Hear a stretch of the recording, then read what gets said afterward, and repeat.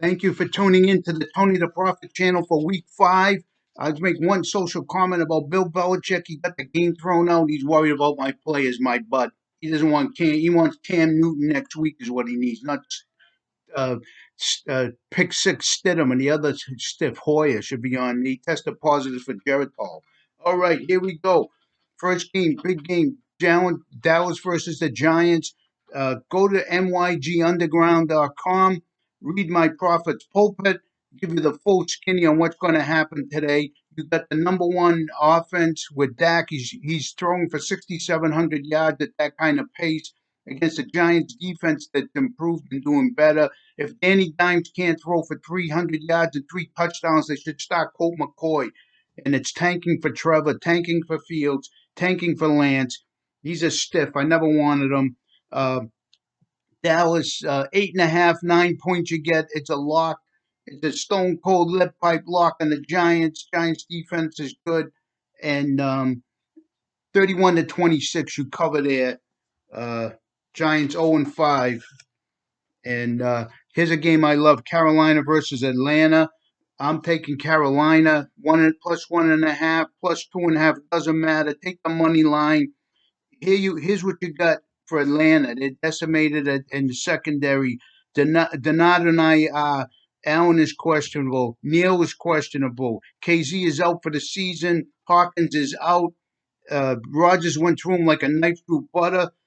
Carolina with Teddy Bridgewater and Davis playing great for McCaffrey, and they have some weapons to throw to. Robbie Anderson's reborn, and they should win this game 30 to 27.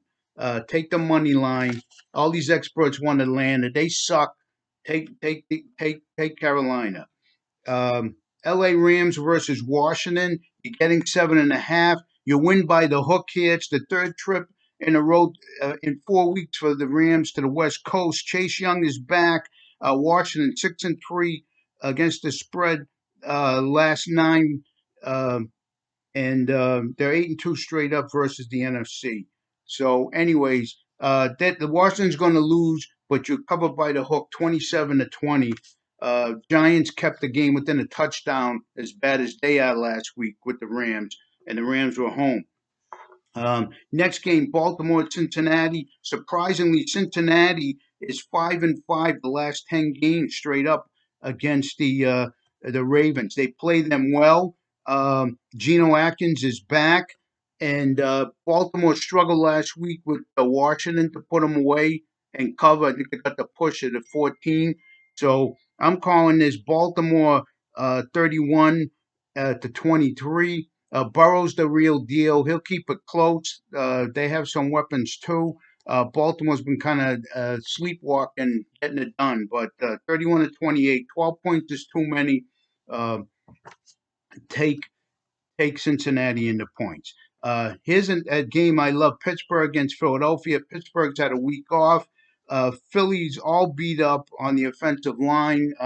Wentz uh, pulled the game out last week against Frisco with the backup quarterbacks that they had, and he was throwing to guys in the stands, Fulgham and these people that absolute stiffs. But you get the real deal in Pittsburgh. They're the number one blitz team. They blitz 54% of the time, which is the highest in the NFL. That Philly line is Swiss cheese. Went to run for his life.